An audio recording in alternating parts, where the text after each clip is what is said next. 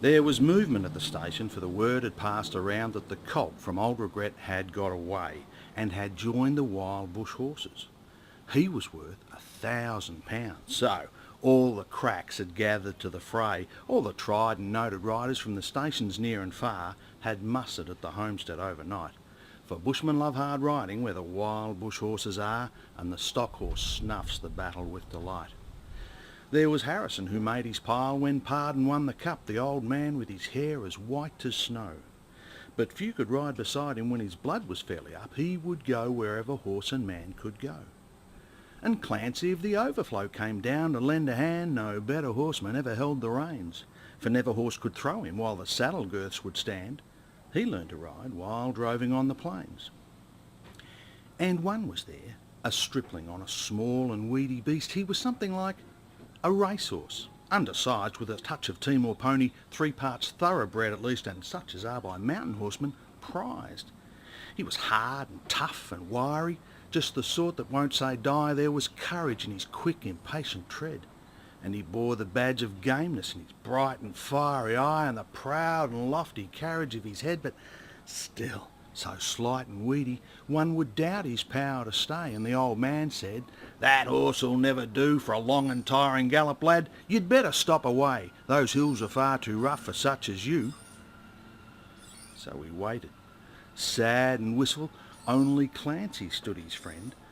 "I think we ought to let him come," he said. "I warrant he'll be with us when he's wanted at the end, for both his horse and he are mountain bred. He hails from Snowy River up by Kosciuszko side, where the hills are twice as steep and twice as rough, where the horses' hoofs strike firelight on the flintstones every stride, and the man who holds his own is good enough. And the Snowy River riders on the mountains make their home where the river runs those giant hills between. I've seen full many horsemen since I first commenced to roam, but nowhere yet such horsemen have I seen." So we went. They found the horses by the big mimosa clump. They raced away towards the mountain's brow, and the old man gave his orders. "Boys, go at them from the jump. No use to try for fancy riding now, and Clancy, you must wheel them. Try to wheel them to the right. Ride boldly, lad, and never fear the spills, for never yet was rider that could keep the mob in sight when once they gained the shelter of those hills." So Clancy rode to wheel him. He was racing on the wing, where the best and boldest riders take their place, and he raced his stock horse past them, and he made the rangers ring with his stock whip as he met them face to face. And they halted for a moment while he swung the dreaded lash, but they saw their well-loved mountains full in view, and they charged beneath the stock whip with a sharp and sudden dash, and off into the mountain scrub they flew. Then fast the horseman follows, where the gorges deep and black resounded to the thunder of their tread, and the stock whips woke the echoes, and they fiercely answered back on cliffs and crags that beetled overhead. And upward, ever upward, the wild horses held their sway, where Mountain Ash and Currajong grew wide, and the old man muttered fiercely, "We may bid the mob good day. No man can hold them down the other side." When they reached the mountain summit, even Clancy gave a pull. It well might make the boldest hold his breath. The wild hop scrub grew thickly, and the covered ground was full of wombat holes, and any slip was death. But the man from Snowy River let the pony have his head. He swung his stock whip round and gave a cheer, and he raced him down the mountain like a torrent down its bed, while the others stood and watched in very fear. He sent the flintstones flying, but the pony kept his feet. He cleared the fallen timber in its stride, and the man from Snowy River never shifted in his seat. It was grand to watch that mountain horseman ride, through stringy barks and saplings, over rough and broken ground, down the hillside at a racing pace he went. And he never pulled the bridle till he landed safe and sound at the bottom of that terrible descent.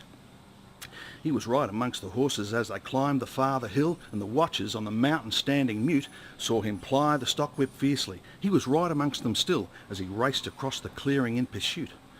Then they lost him for a moment where 2 mountain gullies met in the ranges, but a final glimpse reveals on a dim and distant hillside the wild horses racing yet, with the man from Snowy River at their heels, and he ran them single-handed till their sides were white with foam. He followed like a bloodhound on the track, till they halted, cowed and beaten, and he turned their heads for home, and alone and unassisted brought them back. But his hardy mountain pony He could scarcely raise a trot. He was blood from hip to shoulder from the spur. But his pluck was still undaunted, and his courage fiery hot, for never yet was a mountain horse occur. And down by Kosciuszko, where the pine-clad ridges raise their torn and rugged battlement on high, where the air is clear as crystal and the white stars fairly blaze at midnight in the cold and frosty sky, where down around the overflow the reed beds sweep and sway in the breezes and the rolling plains are wide, the man from Snowy River is a household word today, and the stockmen tell the story of his ride. Thanks, ladies and gentlemen. Happy Australia Day.